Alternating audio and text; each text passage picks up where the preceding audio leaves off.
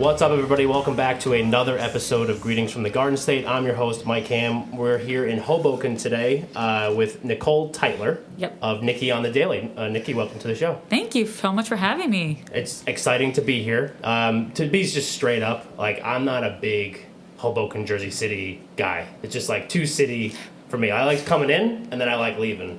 But you've made this your home, right? Like, you're not originally from New Jersey. So I'm originally from Long Island. Okay. And obviously the way I say it comes off very Long Island. Right. But during the pandemic, I always had it in my mind to kind of move to Hoboken the past few years before the pandemic. But then, once it just hit, once the prices went down a little bit, I was like, this is the spot for me. I've been visiting for a while, started falling in love with the community.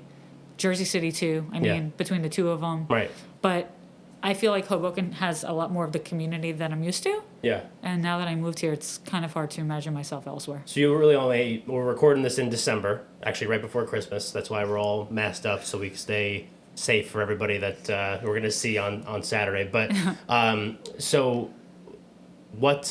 lost my train of thought. You came here. How long have you been here in Hoboken? So it's been just over a year. So I moved in October of 2020.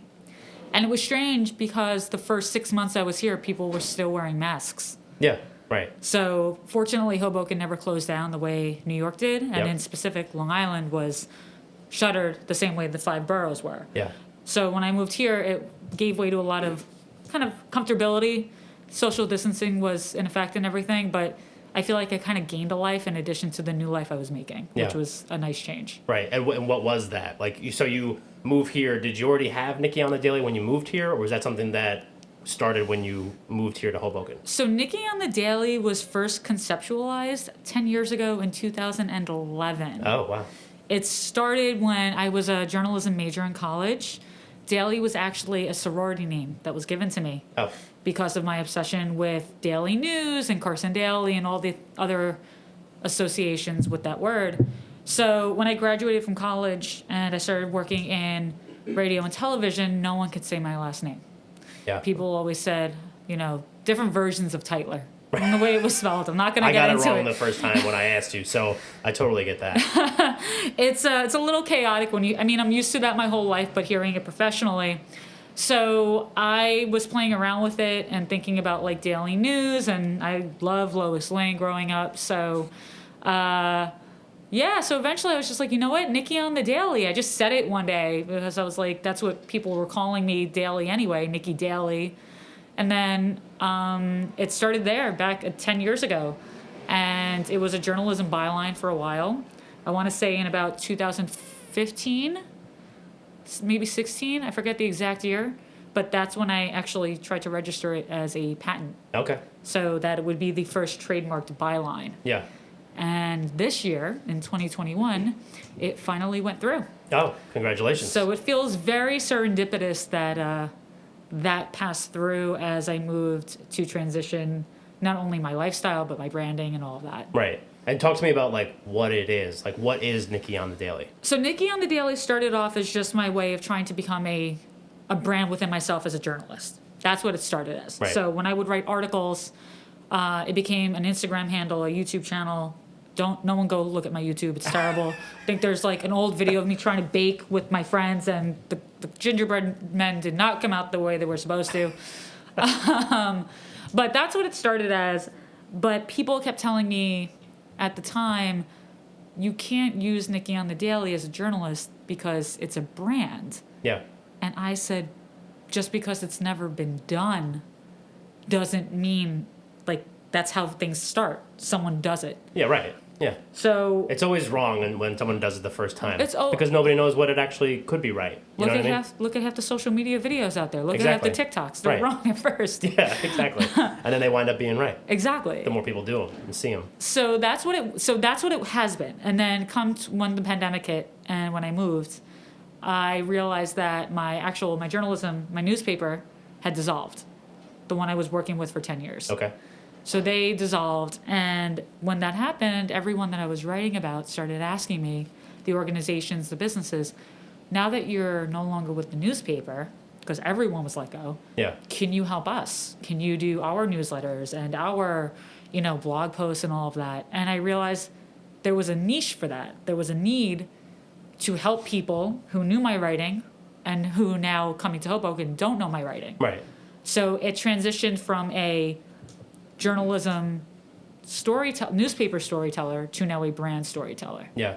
So you're working with these brands, and so when you move here to New Jersey, and you said like people here don't really know your writing or that kind of stuff, it's going to be like a new audience to kind of connect with. Right.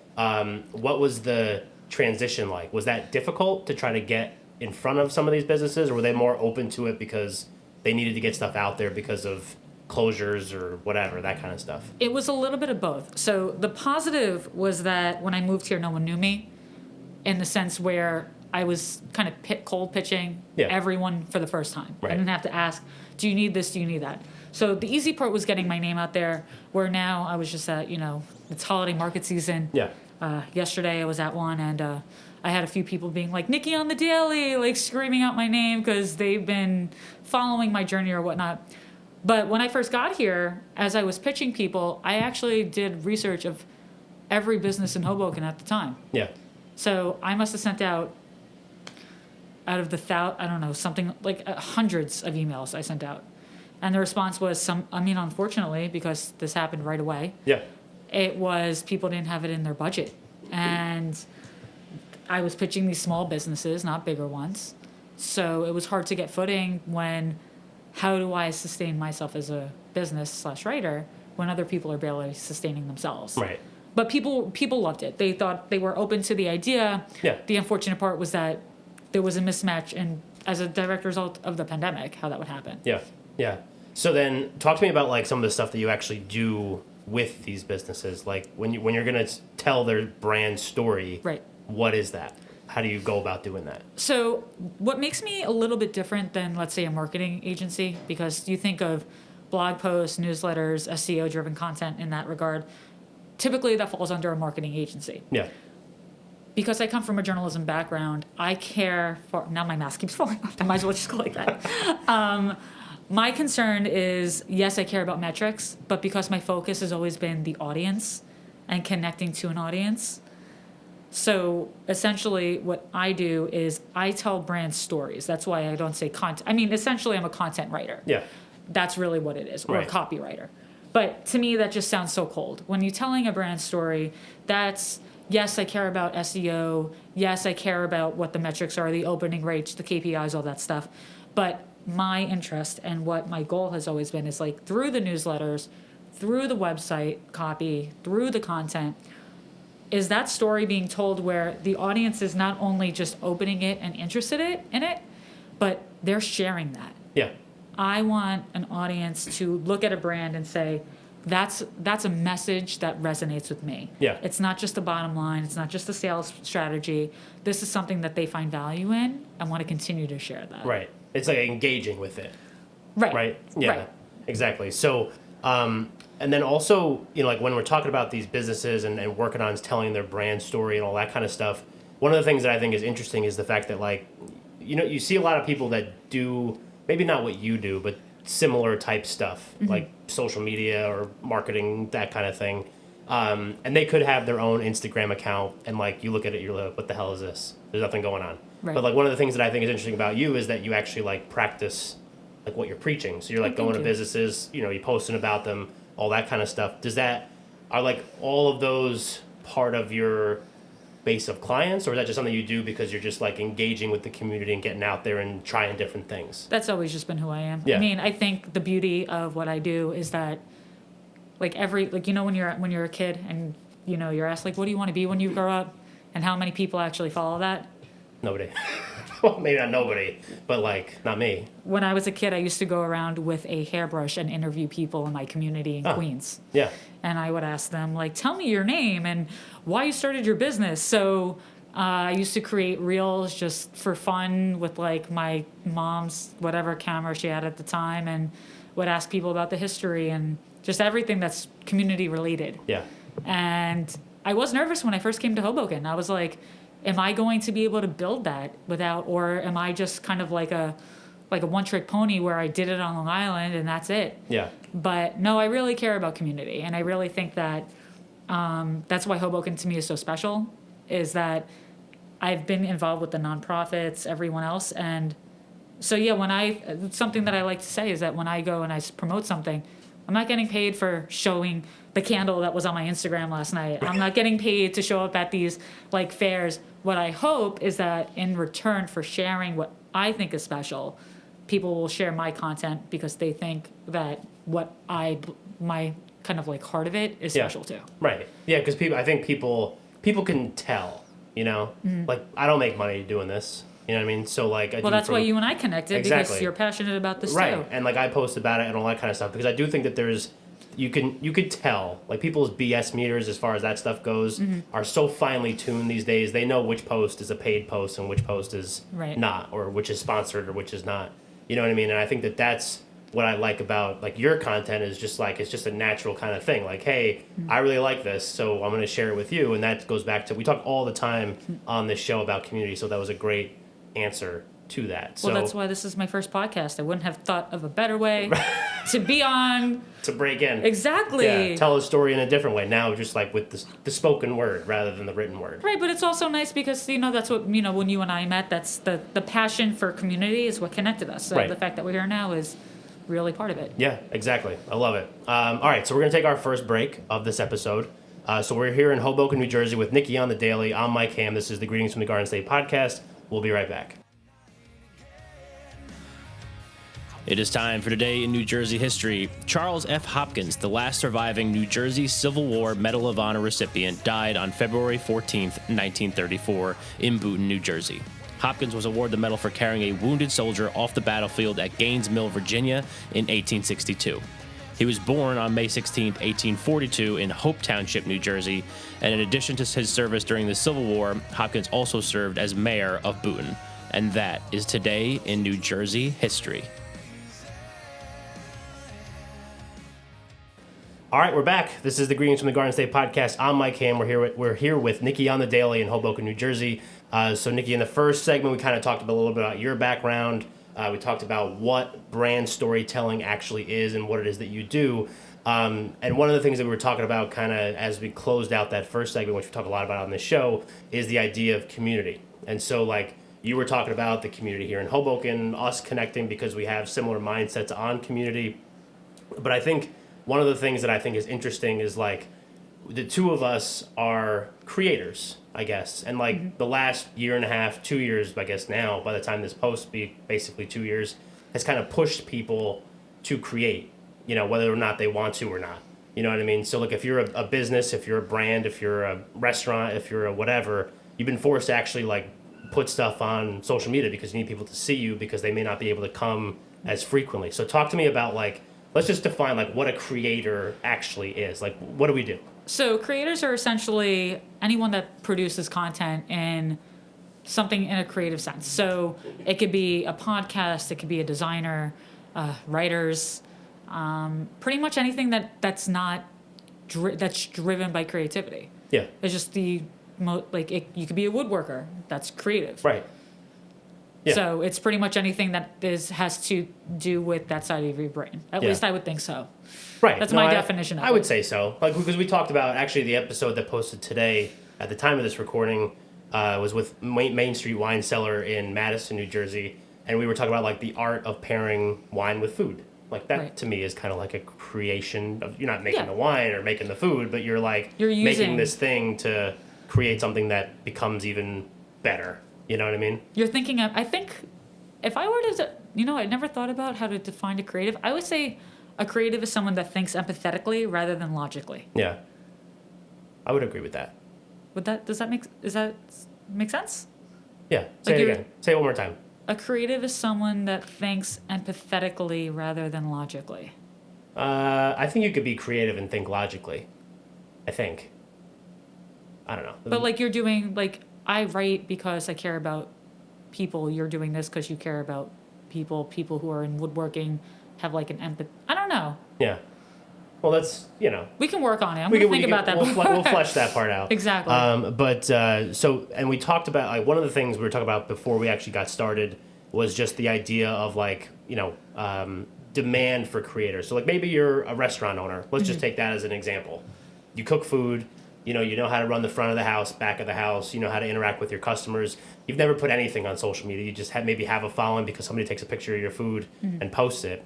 So one of the things that you had sent over to me is maybe like a talking point for this episode was the demand for creators. Right. And that's obviously up a ridiculous amount. I think, what was the number? So the exact number was actually 220%, ironically, since 2020. Oh, yeah, I didn't even think about that. So Daniel Roth, who's the editor and VP for LinkedIn, he produces this Creators Weekly sort of just article on LinkedIn.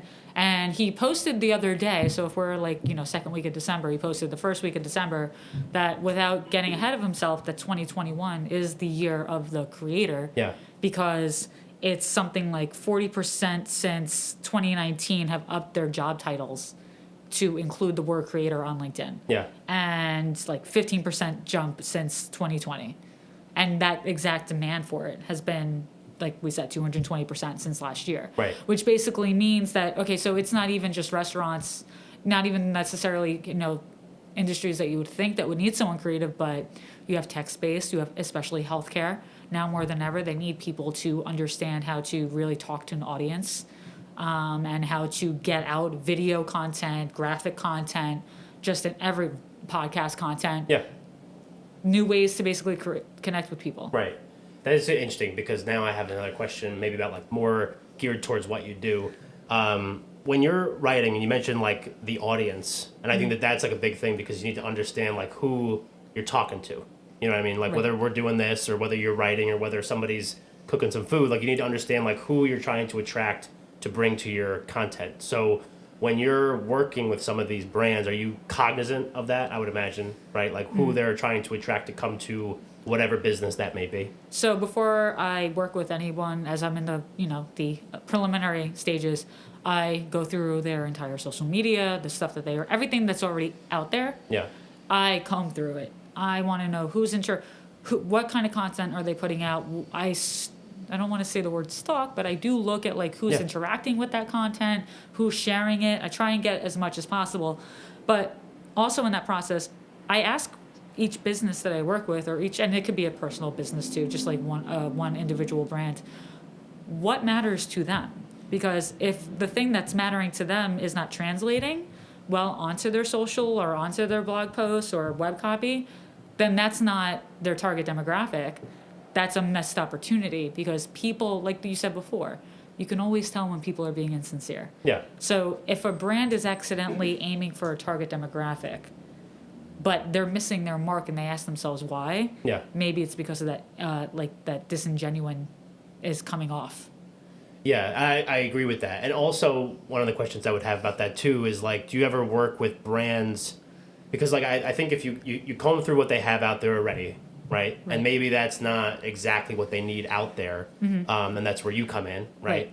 But like if they have like a message that they're trying to relate to their clients or their customers or whatever, like that could be the wrong message. It could be totally genuine, but it could not. Maybe it's not like the actual thing that is going to get that person that they're looking for in the door. You know what I mean? Like maybe it's not like as well defined. So how do you drill down and like figure out that kind of stuff? Well, now having switched, because now I'm in the client is always right, Right. which is true.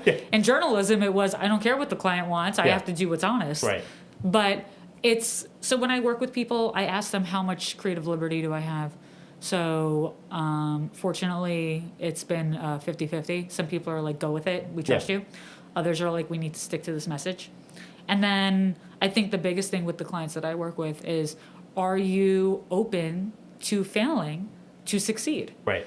Because if something's not working, I'm not going to tell the client, I don't think that's right, if they're dead set on doing it. Yeah. My job and my ethos with the client is building up that connection, building up whatever they need, getting it out, and then coming back and saying, 3 months down the line and saying, okay, how are the metrics? How is this looking? Yeah. Are you open to reevaluating and move forward with that? Right.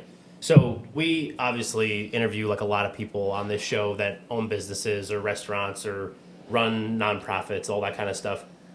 And a lot of them do the stuff themselves, Right. You know, or maybe they have like one person that kind of does it like, you know, on this like as part of their job description, I guess, but they may be like a manager and also run the social media type stuff. Right. So if you're a brand, specifically one here in New Jersey, because that's what we talk about, like when do you decide like, what's like the moment you think that people have that they're like, hey, I need to get somebody in here like yourself that can help me get this thing out there? Because I think maybe sometimes people look at it, you know, like, I mean, we've had brands on here that have had upwards of like tens of thousands of followers on Instagram, all that kind of stuff.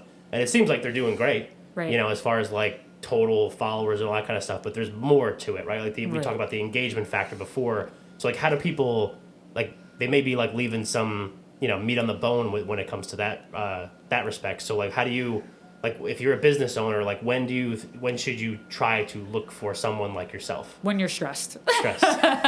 So It's a very long-winded question to get to my ultimate no, I think question. but it makes Yeah. sense because you're describing the client. Right. You're describing the person, as Yeah. I'm sure you've interviewed some incredible people for this podcast. So Yeah. you're describing that person.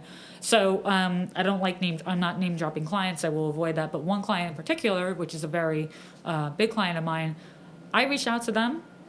They were not looking, but after I worked with them and, you know, we got, you know, some very successful things out together, they're like, oh my God, I'm not stressed anymore. What is this? I'm like, what do you mean you're not stressed? They're like, no, like I didn't even know I needed you, you know, but now I don't have to think anymore. You just get I mean, it's such a nice feeling to know that not because I'm good at what I do, but because I actually listen to people. Yeah. And I care so much that it's not my job just to write their story. It's my job to actually make their life easier. Yeah. So I would say to businesses out there where if you're producing content, like some people I reach out to and they're like, no, I have it. And they're actually better off without me because that's their creative side. Yeah. That's the part where maybe they deal with business every day and writing the blog post is the one part Like of the themselves. outlet. Their outlet. Yeah. Right. Like this is my outlet. Exactly. You know what I mean? And I've had instances with that where I've worked with people and they're like, you know what, I actually miss doing it. So my long-winded answer to your question is when a business person or a employee or somebody is stressed over creating that content, that's when they should outsource it.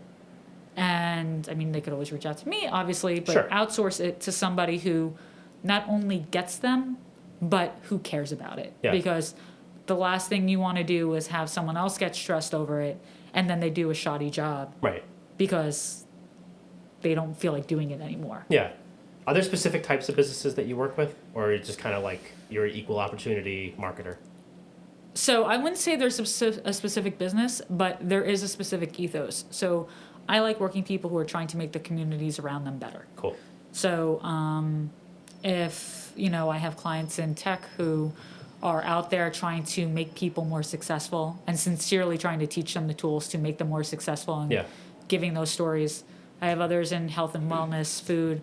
So I like saying that my job is to connect communities through conversation. Right. I love that. And I think that that's going to be a great way because I think I know what we're going to talk about in the next segment. I'm pretty sure we're going to brainstorm here in a second, but we're going to take our second break, our last break of this episode. So this is the Greetings from the Garden State podcast. I'm Mike Ham. We're here in Hoboken, New Jersey with Nikki on the Daily. We'll be right back. It is time for New Jersey Fun Fact of the Day. Did you know that Camden, New Jersey was the site of the first ever drive-in movie theater? And that is your New Jersey Fun Fact of the Day.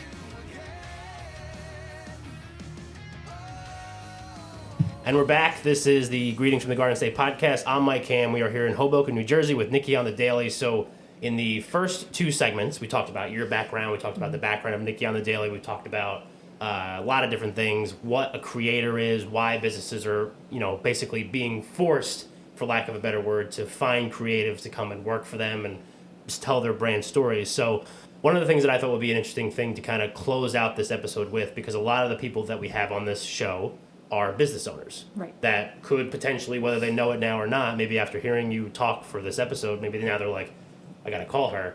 Hopefully. Hopefully.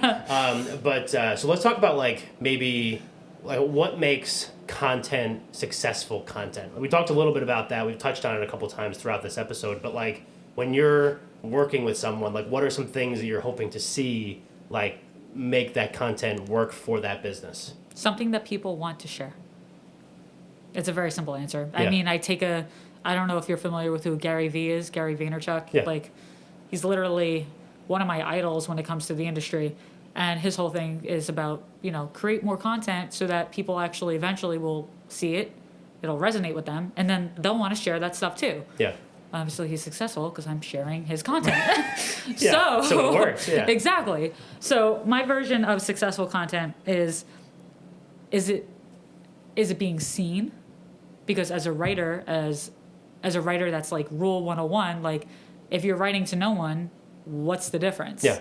Shouting into a void. Exactly. Yeah. Like this is not something where you're in the financial, you're in finance and it's like, oh, like no one really needs to see your work as long as the numbers are proving themselves. Oh, there. A creator is someone who does visual work. Yeah. Could that be it? Going back to this isn't visual though. Okay. I mean the YouTube version is going to be visual, but okay, so skip that. Yeah, we're working on that. We're going to get there. We're two creative people. We should figure this out. We'll figure it out. What it is that we actually do here. No, dictionary.com works. But yeah, shareable content. Shareable content. So another thing that I think is interesting about this stuff is, and I run into this with my other show, which kind of supports my actual 9-to-5 job, is the idea that like sometimes when you're putting content out, it's frustrating. Because you said you got to keep creating until someone sees it, right. And then it becomes that shareable content or whatever that piece of shareable content is. But I think that I would imagine, I'm not going to put words in your mouth, that when you're working with these businesses, maybe they don't see like returns on stuff like that right away. I would imagine that they don't. I didn't when I was doing the other thing, the Morning Spotlight show. But like, so how do you kind of massage that conversation, I guess? That is definitely one that I have, and it's very difficult to convince somebody who, especially when they're small businesses, when they are investing in, they're not necessarily investing in the content, they are investing in me. Right. And I have to explain that when it comes to any content, like it's a gradual process. I'll put it this way. When people have, and not being bought, but when they got like 10,000 followers, if they're not bought followers, God for, whatever, that didn't happen in a month or a week. That took like months or potentially years to build up that following. Yeah. And then all of a sudden they're in that following and they're a success. Right. So, and using kind of like the algorithm of social media, because not all content is social media. Sure. A lot of it is on websites, it's web copy. You have to think of it like it's a patience game. It's really one of those things where you wait. So a good example is one of my clients has actually seen their newsletter open rate double in 3 months. Yeah. They didn't see it in the first week. They didn't see it in the first month. But now, in looking back, they're like, how is this possible? Like, it's literally doubled since we started working. Right. And now they want to continue to work and increase it. So if you're an impatient person, no matter what I do, you're not going to be happy. Yeah. But if you're in it for the long haul, I mean, I'm pretty confident in saying that it's a guarantee that done right, done business correctly. will go up. Yeah. So maybe like outside of calling you or working with someone like you, what are some things maybe that you mentioned, like figure out who the potential customer is, right. What the message is that you're trying to relay to that customer. Are there other things that people should be doing as like a very broad strokes, basic type thing? Interact. Yeah. So you had mentioned before about the fact that I'm constantly posting on my Instagram stories or on my Instagram, just, I'm not no sponsored content. I'm sincerely doing, out for dinner, doing a video on it, at a local market, doing a video on it, just posting stuff that I buy. I don't do that because I'm trying to, say, look at me. I'm doing that to engage people. Right. And then from there, I'm going all over. I'm like, I love what you're producing. Like, if you want people to look at what you're producing, you need to look at other people that you within the same field. Yeah. So if you're, you brought up a restaurant. If you're a restaurant in Hoboken, start commenting on restaurants that are out in like Morris or like, even in New York, like New Jersey and New York, people travel to the other state, Connecticut, Pennsylvania, all these other places. Like, think outside your demographic, because no matter what you're doing, even as a wine and liquor store, a plant store, no matter what you are, your demographic is outside of your immediate community. Yeah. So the Right. more that you're commenting, the more people are thinking, oh, what is that? I've never seen them before. Yeah. Right. Love that. And then, so like, as we kind of progress, so one of the things that I think is interesting, and it's like maybe some basic, like you said, KPIs and statistics and open rates and all this other stuff that, like, if somebody doesn't really know anything about that, they're just like, what the hell does that even mean? Right. Like, one of the things that I think is interesting, and this is going to be a very specific example, but like a good open rate on a newsletter or an email blast or whatever is like 20%. Is that true? I've heard that that's true. I don't know because I don't come from a marketing background. Oh, okay. So if I throw out terms at you, it's because I'm self-taught. I reference LinkedIn. I am all over LinkedIn in those courses. I don't know for sure, but the newsletter metrics that I was talking about just a second ago, they went from 15 to 30 with me. Right. That's so, and again, I'm not saying that to toot my own horn. I'm saying because I was doing more than a sales pitch in their newsletters. Yeah. I was providing content that people were like, oh, I have a talking point for a friend and I for a dinner conversation. Yeah. Because then that's also engaging and sharing and all that stuff. Right. So I don't know as far as the marketing stuff like that goes. No, it's okay. Terrible question. Terrible host. But when you think about it, that's like because that's 1 in 5 people. Yeah. So if you're sending out an email and That's 1 in 5 pretty good. people are opening it, Right. I remember when I first started doing those, I was just like, like 18%, 22%, 20%. Like, what the hell? Like, why aren't people opening this? And then How someone many else was newsletters just like, do you open? Yeah, none. Exactly. There's Spam. 10,000 unread emails on my phone right now that could guarantee that for you. But so, all right. So I think one of the things that I do also want to round this episode out with is we're going to do this a little bit differently because we do this for every episode. We always talk about community-driven stuff. Right. So we've talked a lot about the community so far. You're obviously new to a New Jersey, relatively new to a New Jersey community. But I mean, you've been to New Jersey before. Mm-hmm. You've been around it. You made the joke when we talked on the phone, like I guess last week or 2 weeks ago, that when you told me that you were from New York, I made like a face. You did make a face. I don't think I made a face. It doesn't sound like No, me. because I remember, and this is a fun anecdote. We met at a networking event, and there were New York sports teams on in the bar, and I was like, oh yeah, because New Jersey doesn't really have, like, aside from the New Jersey Devils, like New York. We don't. And I was like, there's no. Oh yeah, figures New York sports, and then you were like, oh, are you a New Yorker? I mean, again, I cannot confirm or deny that conversation actually happened. But tell me, like, the being here and working with businesses here and engulfing? In the encompassing area? No, or like you immersing Okay. yourself in the community and those businesses and all that kind of stuff. Like, what's that been like? Has that been, you don't have to say better or worse, but just like, what's the relationship become like between you and the community at large? I would say humbling. Humbling. Because, and I don't think it's because I moved here freshly. I think it's because, I came here, I knew one person when I moved here, maybe 2 technically, but during the pandemic, you have a lot of people who, we're still in the middle of the pandemic as we're wearing masks, who feel as though distancing. I mean, I moved in the middle of social distancing, keeping your mask on, not being able to see smiles. Right. So when I started getting involved, it was really me kind of being like the new kid in school. That same feeling of coming to school and you're like, oh, you don't know anyone. Who's going to be nice to me? Who's going to be mean? Yeah. Who was already set up with their intricate little, niche.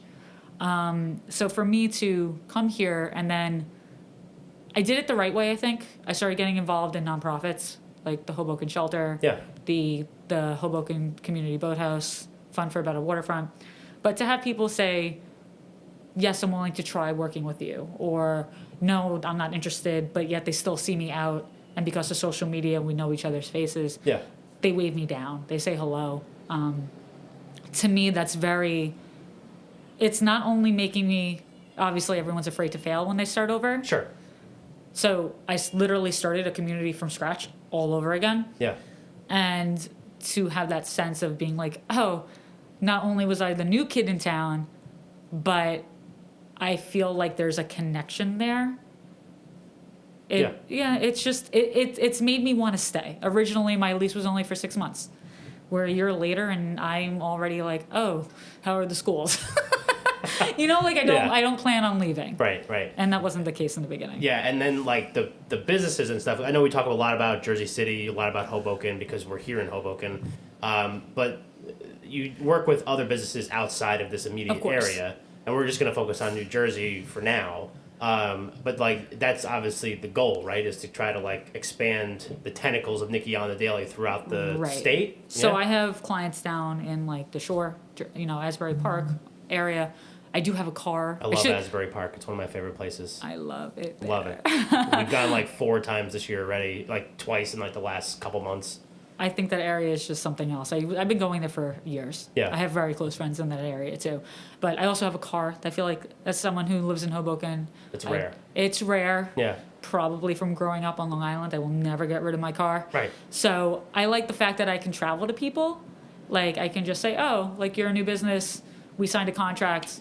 You've never met me. How are you going to feel comfortable with me helping you and supporting your business if we've never met? Like Zoom can only go so far. Exactly. So I'm like, oh, okay, let me grab my car. Let me go explore coffee shops in the area and see what's around and then meet the people who run the business and be like, okay, now you know who's going to support your business and who you're working with. So it's not just because otherwise you could just easily go on like whatever those like online hiring platforms are for freelancers. Right. Awesome. So if people are interested, so like, I mean, a lot of people that have been on the show will be on the show. People that listen to the show. So if they're listening to this and just like, hey, they check you out on Instagram, is that the best place to go and reach out to you to maybe like get a conversation started about potentially working together? I do use Instagram a lot. I will say that I need to post better content, so do not judge me solely for that. But also my email too. Come 2022, I might have a more professional email, but as of now, should I spell it out? No, just tell us what it is, okay. And then I'll make sure that if there is a more professional email, that I'll put it in the show notes. So what is it for it's now? It's nteitler@gmail.com. Got it. Best way to reach me. Also on Instagram, get a conversation going with me. Instagram is good because if you have a business that is on Instagram, reaching out to me there, so it's like, oh, you can start I right can away. start right away. I can start getting a sense for exactly who you are and what you're about and what your business is about. Awesome. Love it. And then, so this has been tremendous. A tremendous episode. You can't see I'm smiling. Right, me too. I got a big smile on my face. I've had it the whole time. Our first in an apartment episode, so this was like a new experience, With Christmas tree and fire in the Christmas background. tree crackling, obviously real fire in the background. But Nikki On the Daily, thank you for having me here, doing this episode with us. This has been phenomenal. Well, thank you for having me. Of My course. first interview. Yeah, I know. Yeah, right. You're always doing interviews, I guess, like talking to Exactly. people. But it's sometimes different to get on the other side and actually have to talk about like what it is that you do, right? Yeah, I hope everyone listening thinks it came out okay. I think it came out great. It came out great. So I'll make sure that I put the Instagram handle, the email address in the show notes, along with greetingsfromthegardenstate.com and greetingsfromthegardenstate@gmail.com, which is the website and the email address of the show. Nikki, thank you again. And everybody listening, thank you for listening. We will catch you next time.